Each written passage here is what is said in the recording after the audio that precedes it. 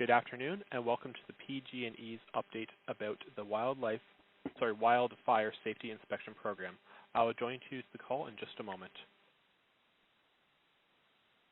Hey, thank you, everyone. This is Keith Stevens from the PG&E Communications team. Thanks for joining us this afternoon for this update. I have Sumit Singh here with me from our Community Wildfire Safety Program. We're going to let him have some opening comments. Before we start that, though, we start every meeting at PG&E with a safety briefing. We've done that here in our room.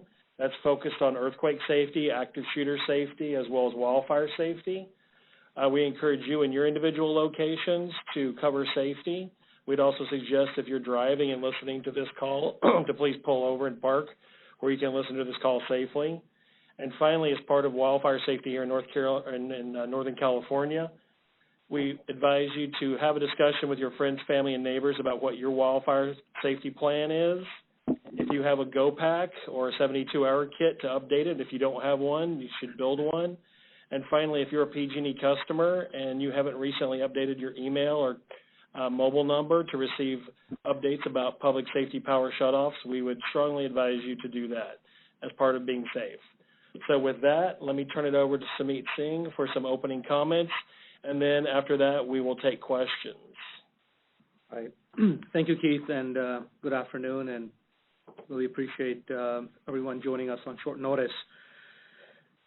As I begin, just reflect on the destruction that's been caused by the wildfires for 2017 and 2018, and that destruction was absolutely devastating. Our most important responsibility is the safety of our customers and our communities that we have the privilege of serving. We understand and recognize the serious concerns raised about our infrastructure, and we acknowledge that while we have made progress, we have more work to do. And the focus for our discussion today is to provide you with an update on our Wildfire Safety Inspection Program, a program that's an accelerated and enhanced inspection and repair effort that's been conducted in the high fire threat areas over the past 6 months. But before I dive into that, I think all of us know the unprecedented wildfire threat is real and growing. More must be done to address the threat of wildfires, and we must continue to adapt. We know that the fire season is now extended due to prolonged periods of high temperatures, extreme dryness, tinder dry grass, and record high winds. That's increasing the number of wildfires and making them more dangerous. Another fact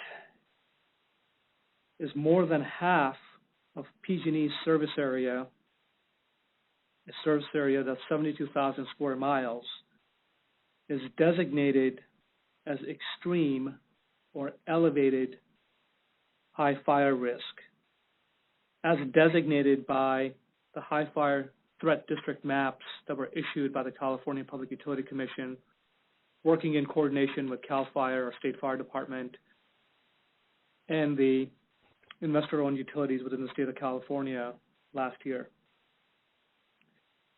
To help reduce the risk of wildfires, it is going to take the collective us, not just PG&E, but it's going to take the civic and community leaders, first responders, state leaders, and the other energy companies working in unison to provide our customers and our communities with the safest energy that's possible in a rapidly changing environment and a safe delivery of energy that our customers and our communities deserve.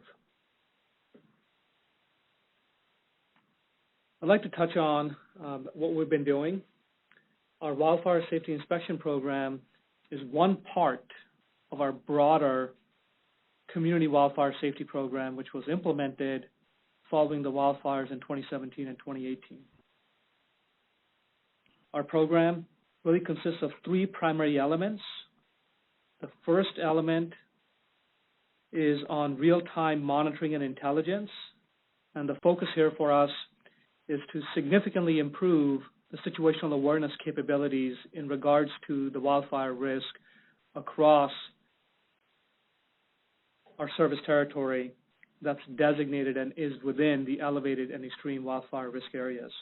A lot of the practices that we have implemented here have directly come from the benchmarking that we've done with our neighbors in the south, with San Diego Gas and Electric. We're expanding our network aggressively on the number of weather stations so that we can get better insights in regards to the microclimate that exists within our service territory and the impact that that climate is having on our electrical assets. We're also installing new high-definition cameras in the high fire threat areas, and we've got aggressive plans on both of these fronts to install more than 1,300 weather stations within the next couple of years and more than 600 high-definition cameras within the next couple of years, and we've made significant progress on both of these fronts so far. All of the information that we are collecting from the infrastructure that we're installing, we are leveraging a 24/7 Wildfire Safety Operations Center that's staffed during the fire season to be able to gain insights, intelligence from the monitoring capabilities for rapid detection and coordination with those that are trained and are professionals with the local fire department, the state fire department, for rapid suppression capabilities. Another area and focus for us on the Community Wildfire Safety Program has been the implementation of new and enhanced safety measures. As we have looked at many of our processes and our assets that have been designed, installed, constructed more than 10, 20, 30, 40 or more years ago, and the rapid change in the environment around which they currently live today, we have identified that we need to go beyond the regulatory requirements and really employ a risk-based approach across every facet of our programs. We have implemented new vegetation management standards that provide greater clearance between trees, limbs, and power lines. We're identifying at a much more aggressive and rapid pace hazardous trees that are tall enough yet not far enough from our lines to be able to identify which of those could be a potential risk and removing that risk before that risk materializes. We're proactively turning off power for safety when extreme fire danger conditions are forecasted and helping our customers prepare by providing early warning notification when possible. It's not lost on us the significant implications to cities, communities, and our customers when we do de-energize. But the focus here really is to de-energize to prevent a potential catastrophic wildfire from occurring. Another dimension of our overall Community Wildfire Safety Program has been the fundamental redesign of what we call our system hardening and resiliency effort, where we're identifying those areas within our distribution circuits that are prone for the highest wildfire risk and fire ignition, so we're proactively identifying and rebuilding that infrastructure. Now, some of that rebuild includes removing the assets and finding a different way to provide service to our customers, things like solar, battery backup, looking at opportunities to do targeted undergrounding, especially in communities that have challenges with egress routes and along the egress routes, as well as rebuilding our overhead infrastructure that's much more resilient with a covered conductor and a stronger overall electrical overhead system. All of these risk reduction measures we are implementing concurrently. It's a significant volume of work that we have undertaken as part of making progress on all of these fronts. Now with that, let me transition to our focus on the Wildfire Safety Inspection Program, which is really the focus of this conversation. And I really wanted to touch on a few elements of the program itself and also share some of the results. Let me first talk a little bit about the process and how this process that we employed for the Wildfire Safety Inspection Program is different than the processes that were in place from an inspection and maintenance perspective within our electrical overhead systems. The first is we really started with identifying and using a risk-based framework to formulate the basis of the inspection program. And we conducted something called, on the technical engineering side, a failure modes and effects analysis. And what that basically included was identifying what are the potential components on our electric system, both transmission, distribution, and substation, that if they fail, could potentially lead to an ignition. And that really formulated the underlying basis down to the component level of the inspection program. Second is we developed an electronic end-to-end process so that from the inspection to the completion of the repair, the process is automated, removing paper and manual handoffs between one group to the next group. The next is we also implemented the best available technology that's commercially available. For the transmission towers, we have not only done climbing inspections by qualified electrical workers, but we're in the process of completing and capturing images for every structure, either through the use of drones or helicopters with high-resolution imagery, a capability that we leveraged coming out of Australia. The next change in the process is we established a dedicated review team for all of the millions of images that are coming in to be able to review and do a forensics on the condition of our assets to identify and prioritize the corrective notifications and approach this and identifying what are the issues that are immediate safety risk, what are those that are high priority, and what are those that are lower priority that we work on an established work execution program.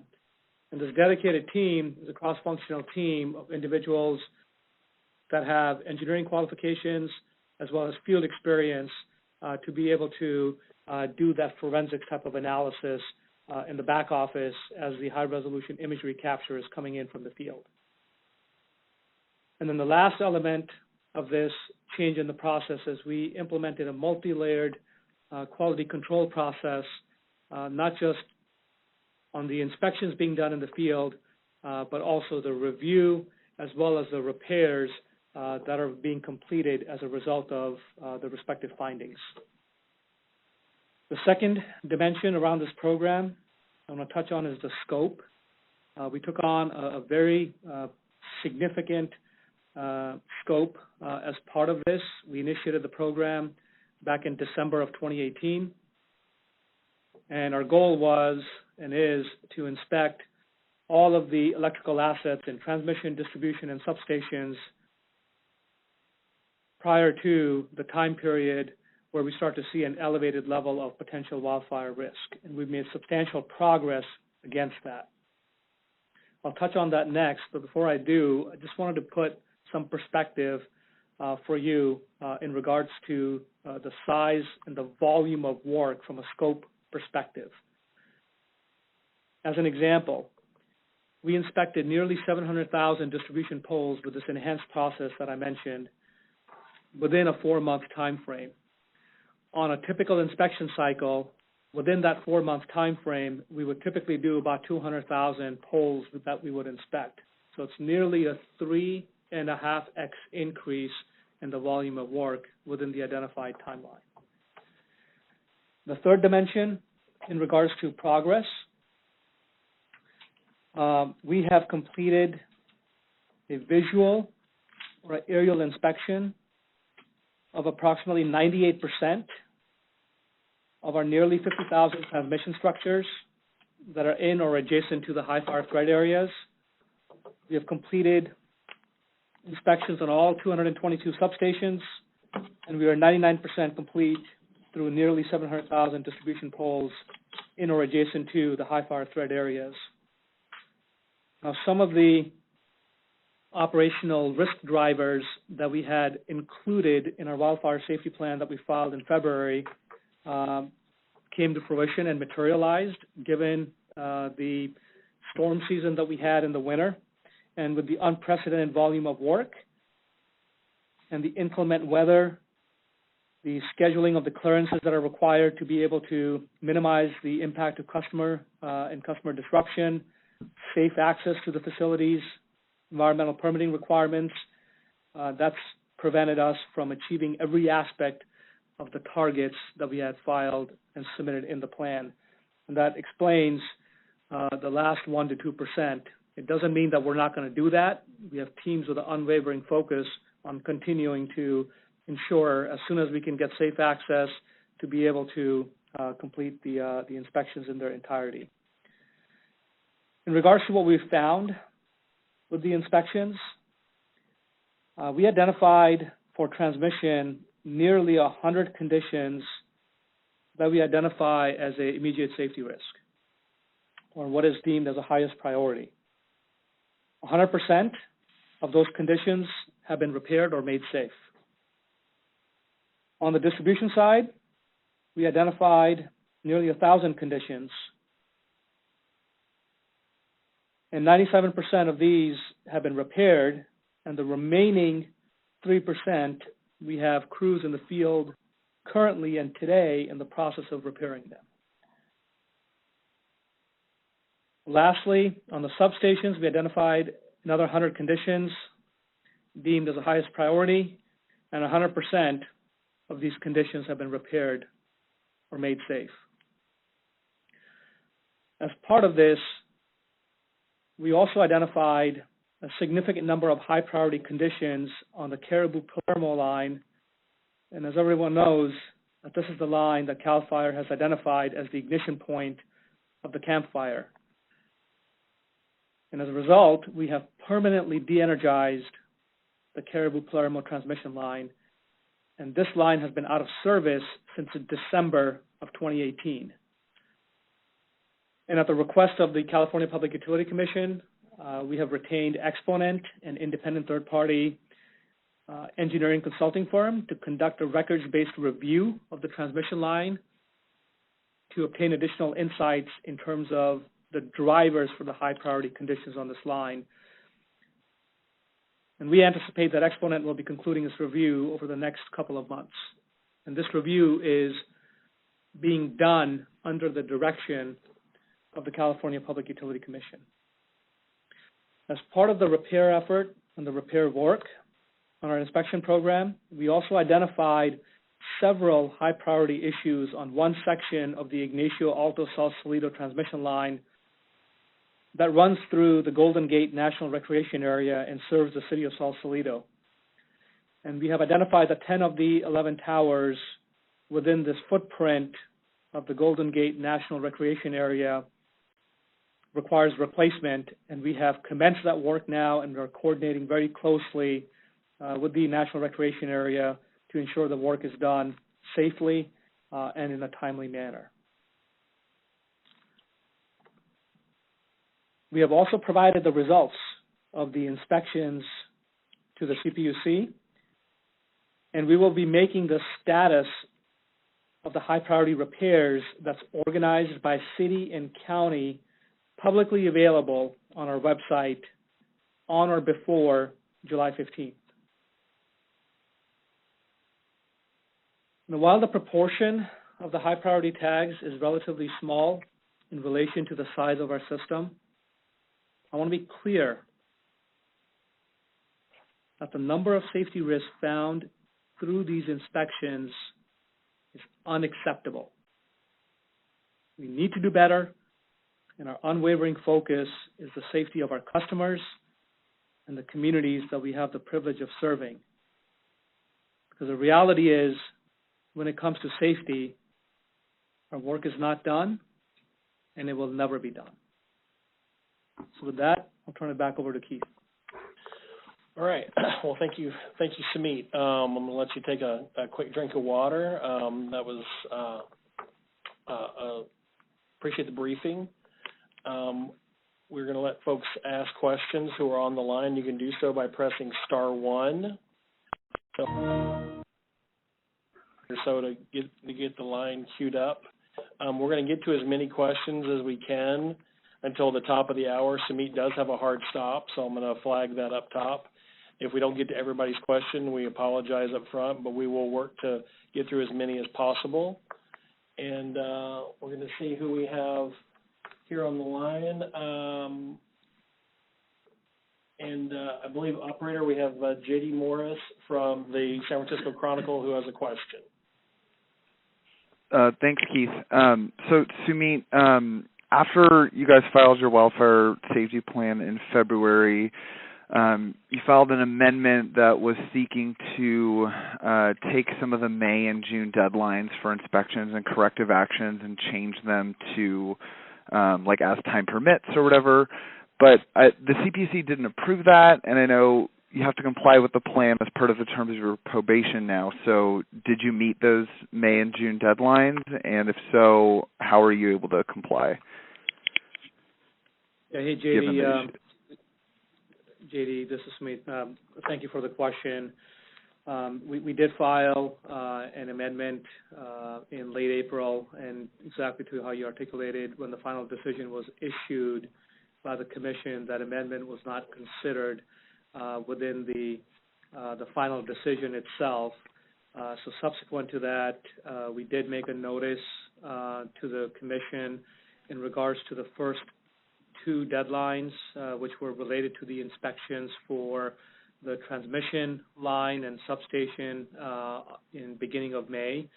And we did not meet every aspect of the plan's target. And the reason for that is, and I think I shared some of that, we had a significant amount of inclement weather that we experienced, especially in higher elevations, given the snow levels, and we had assets that were buried 6 to 8 feet within snow, and physically impossible to complete the entirety of the inspection, because it's imperative for us to also obtain insights in regards to the condition of the foundation itself. So that's really what the intent of the late April amendment was, and the amendment was more comprehensive than just the inspections. There were several additional commitments that we had outlined, and really the genesis behind that was when we filed the February plan, we had identified that the plan is very aggressive and there are operational risk drivers that could materialize, things like safe access, environmental permitting, customer refusals, ability to access qualified personnel to do the work, and the reality is some of those materialized, which hindered our ability to complete every aspect of the plan. But we have done, from my perspective, continue to move forward with the substantial execution of the work, and that's where you're seeing the results around 98% completion, 99% completion. So the last several percent is really attributed to those drivers. But again, we have a focus on completing those as we're able to clear those dependencies. While we're getting some other phone questions queued up, I just want to clarify, because I may have misheard. So normally in a given year, we look at about 200,000 facilities in a normal inspection year. Let me clarify that, Keith. Thank you for going back to that. So the example that I was highlighting in regards to the scope and volume of work, within a 4-month time frame, as part of our normal inspection process, we would typically inspect about 200,000 distribution poles. Within the same 4-month time frame, we've done nearly 700,000, and that's a 3.5x increase compared to the normal inspection scope. Okay, thank you for clarifying that for me. We're going to go to our next question, which I believe is Mark Chediak from Bloomberg News. Hi, Keith and Sumeet. Can you guys hear me? Yep, yes, we can, Mark. Okay, great. Also, when you filed your amendment that JD was referring to, there was a reference to the plan increasing in cost. Do you have a new cost estimate for all of this work? Yeah, no, thank you for that question. At the moment, what we filed in the plan itself was in the range of the 1.7 to the 2.3 billion mark. And we are trending closer to the higher end of that range, and maybe even a little bit north of that. And that's, the information, that we have at the moment. And what's driving some of that is the scale at which we have ramped our work, not just on the inspection side, but also on the vegetation management side. We have needed to revise our contractor cost structure to be able to attract the qualified personnel out of state to be able to support the important safety work. So as an example, we've brought in more than 2,000 qualified linemen outside of California to help us with all of the inspection work in terms of doing the inspection as well as being able to do the repair. And the same holds for the vegetation management contractors. And some of the changes and the increases we've had to make to the cost structure is kind of reflected in that upper end of the range. Got it. Thank you. All right, our next question will be, I believe, Tom Bakar from KTVU News. So it's a multi-part question, which is, when did the program actually start?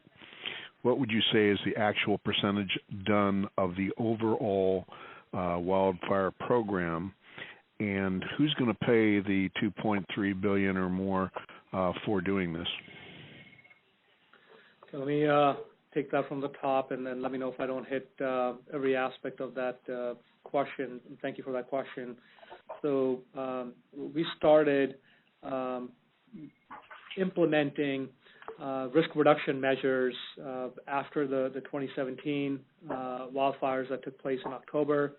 And as I transitioned into my current responsibility in September of 2018, we reevaluated the program to identify if the scope and the breadth and the pace was commensurate with the risk that we are seeing as it pertains to the unprecedented wildfire risk. And with that, we've established additional risk reduction measures. We have increased the scope as well as accelerated the pace on many of our risk reduction measures. So really the Community Wildfire Safety Program and that kind of branding of the name, if you want to call it, started in early 2018, and we've started to have multiple changes to the scope, and the reality is that we're going to need to continue to adapt, right, as we and the environment around us continues to change. There's more that we're going to have to do, and there's things that we may have to do that are newer and faster, right? And as technology catches up, because there's a lot of people and a lot of good people and bright minds that are focused on helping solve this challenge, and we want to leverage all of those capabilities. In regards to your question about the recovery of the dollars, we have put forward in the 2020 general rate case that we filed in December of last year the cost recovery components of this program, and that really covers the time period of 2020 to 2022, and that obviously is a public filing. And also as part of the decision that was issued by the Public Utility Commission with the Wildfire Safety Plan, we have established a memorandum account to track the costs, and there will be a separate proceeding from a regulatory perspective to seek cost recovery, for these efforts. Apologize if I missed anything in your question. What percentage of the program is now complete in terms of its accelerated efforts? Could you say, is this essentially done and you move on now to a more maintenance kind of situation, or is it now, are you going to still continue an accelerated pace? Because he's hearing 98, 99%, and all of that stuff. Yeah. So thank you for that clarification. The numbers we have stated here is just for the Wildfire Safety Inspection Program, right? And that's kind of one dimension of the multi-part wildfire safety plan that we submitted with the Commission. And when you look at the actual elements, there's actually 53 commitments that show up in our plan. And again, that's a public plan. And this is not a one and done. If I bring it back to the inspections, we're going to continue to inspect our assets. And the reason why that's important is because they are in an open environment.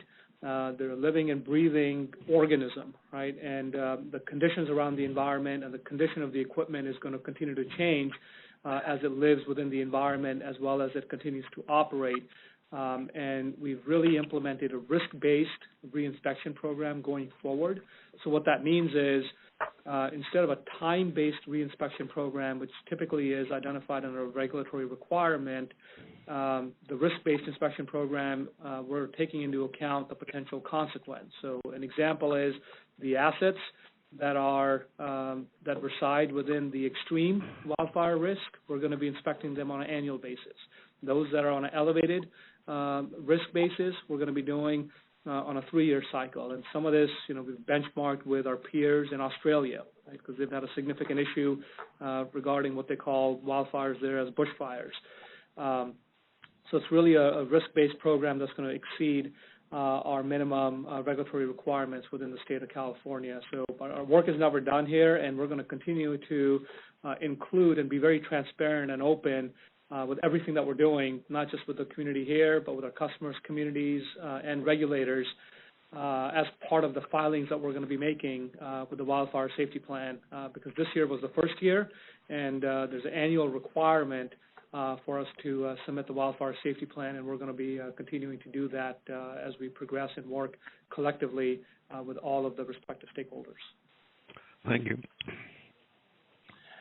Jesse, can you do me a favor? This is Keith. Can you repeat the instructions for how to ask a question so we can queue additional folks up? Certainly. Again, if you'd like to ask a question, please press star and 1 on your telephone keypad. Again, that is star 1. And we're going to go now to Kathleen Ronayne from the Associated Press. Hi there. First, I just wanted to clarify the answer to the earlier question about the amendment that you had filed. So you said that we did not meet every aspect of the plan's target. So could you just clarify if there are any issues with it not meeting the target, like what happens because you haven't met it, if there are any consequences of that? And then my second question would be, for all of these safety issues that you did find, was there any type of analysis done on, when the last time some of these poles were inspected was?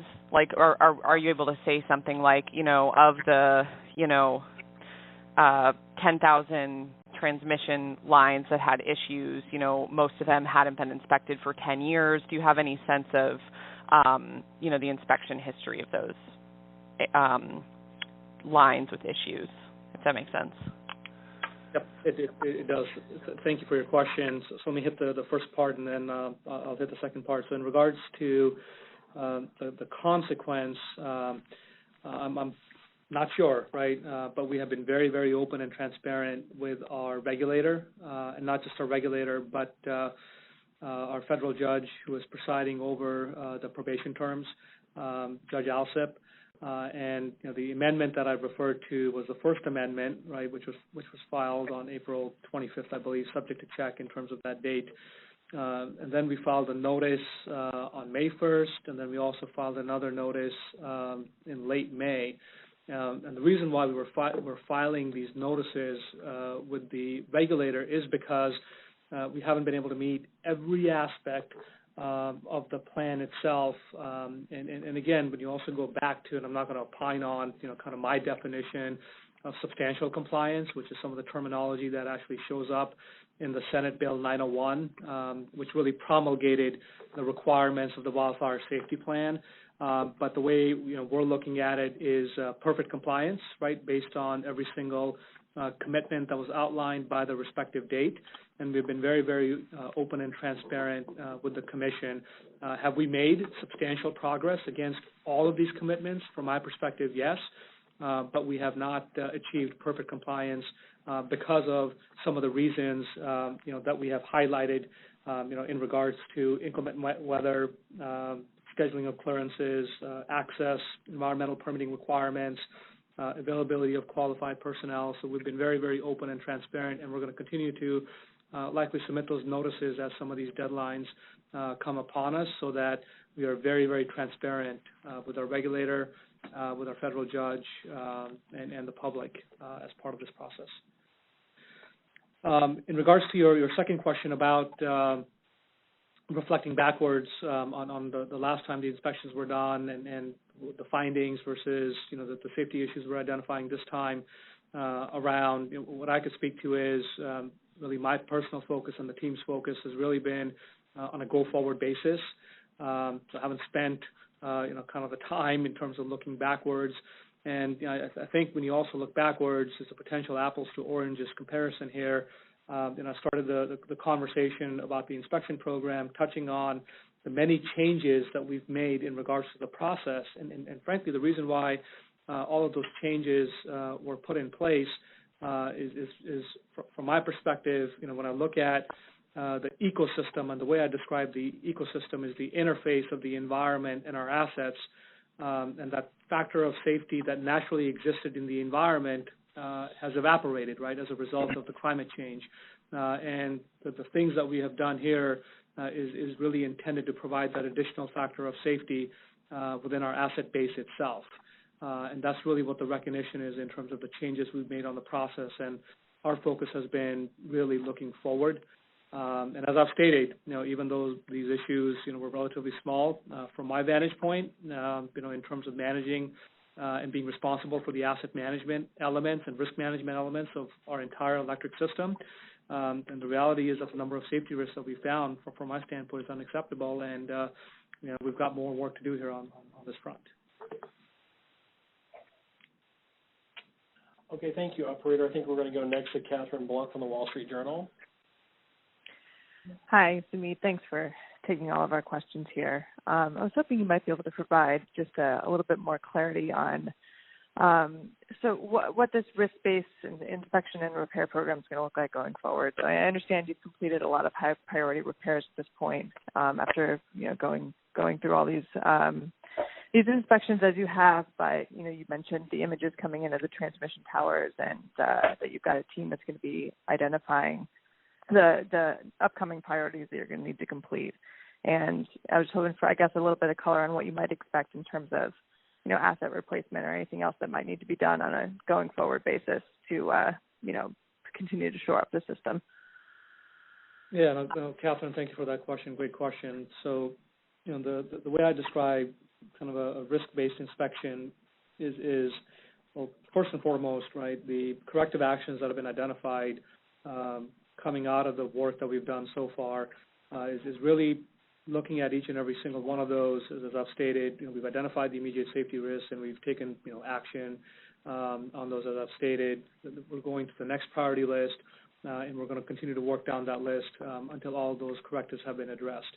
The other piece of this is, as we start to do the re-inspections, we're going to be trending the failure rate, if you want to call it, by component, and that really is at the heart of asset management and in a risk-based inspection program, because it's not just age, because I get that question a lot, right? Is it that if it's old, it's bad? And I could tell you in my experience, I've seen assets that are in worse condition 30 years after they've been installed as compared to 70 years, because it's the nature of how they've been operated and the environment that they're in. So we're going to be trending down to the component level, the failure rate, so we can understand, do we have electric transmission towers that may be in wind corridors that are more susceptible to potential vibrational effects. And in those instances, we're likely going to be doing inspections much more often. We're going to be fundamentally looking at a change in how we design the assets there to be more resilient with a higher factor of safety so they can withstand that level of wear. So that's all of the elements on how we're going to be, taking the inspection results to be able to help inform a more holistic asset management strategy. We're going to be looking at the towers that are in proximity to the bay water, the salt water, the delta water. The reason why that's important is because those are towers, especially the steel towers, that are more susceptible to corrosion, and using that information to implement proactive tower replacement programs. These are the types of things that are going to be coming out of the input of the inspection program. And then going forward, the other thing we're doing is from a technology interface standpoint is instead of using humans, right, and people, because we've deployed an army of qualified people to do this, is to be able to leverage technology like drones, which we're doing now, but also machine learning and artificial intelligence. And we have teams and vendors we're working with now to be able to train and develop machine learning, artificial intelligence models so that as the images come in on the inspection and reinspection cycle, we can use those computer simulated models through the capability of machine learning to be able to help characterize and prioritize the potential condition. So that's really where we're moving to. And what we're talking about here is not a one and done. This is going to be part of our DNA of the organization going forward. Thank you. I appreciate it. Most welcome. All right, next up we have Guy Kovner from the Center Rosa Press Democrat. Oh, hi. Thanks very much for providing this information. I'm wondering, Sumeet, if the statistics that you presented on the number of safety risk conditions for these three types of equipment, if you have could provide any kind of a geographic breakdown of where those occurred. Since I'm up in the North Bay, I'd be particularly interested if some or any of them occurred within the North Bay or were found within the North Bay area. Yes, sir. Thank you for that question. And we absolutely have plans to make this information and the status of the high priority repairs public. We're working on organizing this information by city and county. We want to ensure that we have a rigorous quality review, because on the asset management side and the way we do the inspections, it's really based on our latitude, longitude information. So we're correlating that now, organizing them by city, county, so we can make them publicly available on our website. And we anticipate to make this information available on or before July 15th. So you should be able to go and look at, okay, in Santa Rosa, what did we find and what did we actually do about it? Oh, and a second question, if you will. That $2.3 billion figure that you said you're at or possibly north of, I want to understand whether that's for the inspection program that we're talking about and for vegetation management and possibly any other operations. Yeah, so if you actually go to our plan that we filed, and again, subject to check, I think it's Appendix E in that plan. It's the range of the 1.7 to 2.3 billion is for all of the risk reduction measures. So that's inclusive of the vegetation management, the inspections programs. Now, after that filing, we have seen an increase in the costs related to the repairs. But some of those repairs are going to be stretched into kind of the latter part of 19, 20, and early part of 2020. But that range of the 2.3 billion plus that I was talking about for this year is beyond just the WSIP or the Wildfire Safety Inspection Program. Thanks. Most welcome. All right. Next up, we'll go to Dale Kessler from the Sacramento Bee. Thank you. Hi. First, I have two questions. First off, could you provide a little bit more description of the type of these conditions you found along the three categories of assets? Just some sort of description to help give the reader a sense of what was wrong with these pieces of equipment.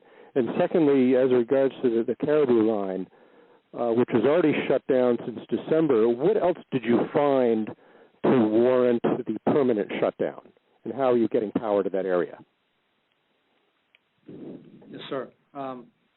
Absolutely. So let me hit the first question in terms of the type of conditions that we identified. issues related to worn mechanical hardware.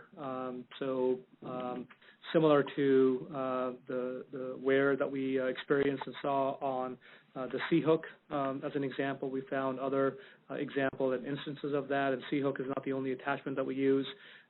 We found issues related to members of the structure itself that had been compromised or with additional wear or corrosion. Identified some issues related to foundation of the towers itself. Examples, these are some examples. We found issues in terms of wear on something called a guy strain wire, which basically is an anchor that holds down a wood pole structure. Found woodpecker holes in some of our distribution poles, leaning cross arms. So those are some examples of the types of things. And as stated previously, as soon as we identified them in the field, we addressed these immediate safety risks right away. And stated this as well, when you look at these numbers, right, the portion, while is relatively small, when you compare it to the size of our overall system, but again, the numbers that we have found here, from my vantage point, right, is unacceptable. So that's hopefully helps in regards to your first question. And then in regards to your second question, what else did we find, with Caribou Palermo? It's similar types of issues that I just outlined. We did find wear in regards to mechanical hardware and on some of the other structures, and that's what really led to our decision of permanently de-energizing the line. And Caribou Palermo is not the only line that provides service to that area. There's a few additional parallel lines, like a 230 kV Bucks Creek line. We do have a interconnection with a third-party supply from a generation standpoint, and we're working with that entity now to identify how we can actually interconnect them to one of the parallel transmission lines.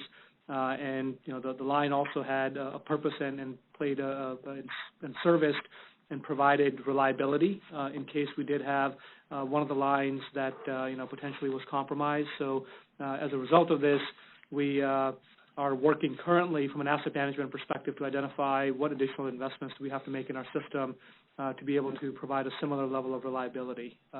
So that's hopefully addresses your second question regarding the Caribou Palermo, sir. Thank you. I think he had one other question at the very end about how are we powering customers in that area. Oh, you just covered it. Yeah. Okay, perfect. All right, so we'll turn to now Garrett Herring with S&P Global.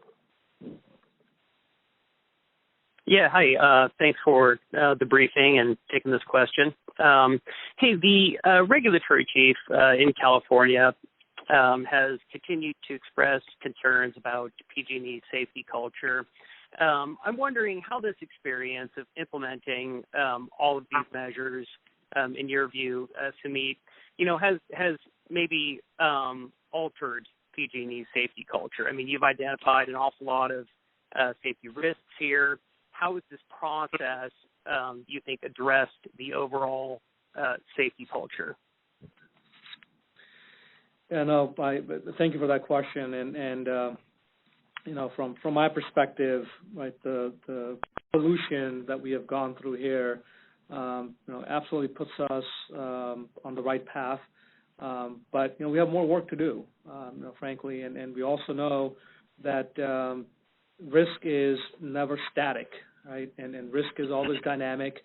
The things I've talked about here is the changes in the processes we've made, the evolution and how our teams are now approaching with a different mindset, not just our teams internally, but also our qualified personnel that we've brought in from a contractor's perspective.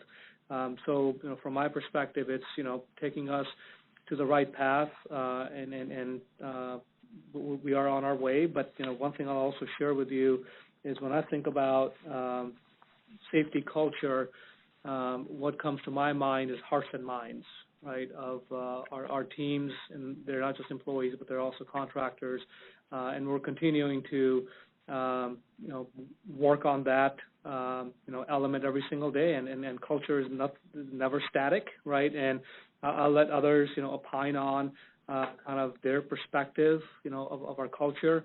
One thing I can tell you is my experience, and when I wake up in the morning every single day, there's a lot of good people that are trying to ensure that what occurred in the last several years doesn't occur again, and are working feverishly, sacrificing personal lives to ensure that we're doing everything we can to continue to reduce the risk of wildfire, so we have a safer system tomorrow than we do today, and a system that's safer today than it was yesterday. All right, well, we're getting close to the top of the hour. I think we have some people that are still in queue. I think we have time for maybe one more question, then I'm going to let you have some closing comments and we'll wrap up. So our last question will come from Jackson Vanderbecken from NBC Bay Area. Hi there. Sumit, you mentioned that 100 serious and immediate transmission safety risks were found. How many of those were on the Caribou-Palermo line proper? Hey, Jackson, it's good to hear from you. It's been a while. I don't have that number directly offhand. I believe it's in the range of about 15 to 20% of that 100 conditions. And one more question as a follow-up. You mentioned serious and immediate safety risk. As I understand it, there's a secondary B category of significant but not immediate threats. How many did you find across your transmission system in that number, and how many on the Caribou-Palermo line is that number constitute? Okay. So I don't have the breakdown with the Caribou-Palermo, but what I can share with you is that the Bravo or the B tags, as you've articulated them, they're basically require a repair within a 3-month or a 90-day timeline.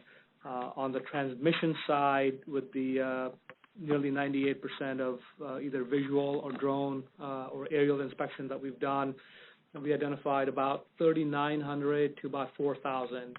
Again, that's not an exact number. I'm giving you a directional number, incremental to the 100 immediate issues. And we're going to be making that information public here before the 15th of July by city and county. So, again, we're QAing, QCing a lot of that data right now. So, again, we're going to go ahead and wrap up here because we're close to the top of the hour. Sumit, I'm going to turn it back over to you for some final closing comments. Yeah, absolutely. Well, thank you, Keith. And again, I just want to extend my sincere appreciation for participating in short order, the engagement, the questions. And then the reason I appreciate them and we appreciate them is we understand the importance of what we're dealing with here, with the unprecedented level of wildfire risk. We're in this together. We have a big part to play. We understand that. We realize that. We have made progress towards that. But from my perspective, we have a lot more work to do. And one thing I can tell you is, and I think you guys know this, the threat is real, it's growing, and we're going to continue to adapt.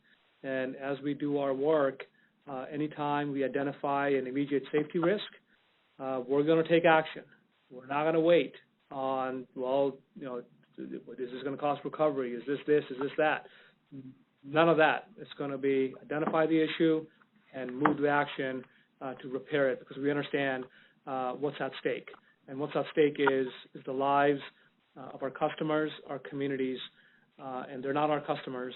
They're our friends, families, and neighbors that we have the privilege of serving, and it's our fiduciary responsibility to continue to have an unwavering focus on safety. And I could tell you that our work is not done. It never will be done when it comes to safety, and we're never going to rest until we continue to make substantial progress on this front. And that's all I have, Keith. So thank you, Sumit. Appreciate you making time. Appreciate everyone joining us. Please have a safe rest of your day, and we will look forward to talking to you in the future. Thank you.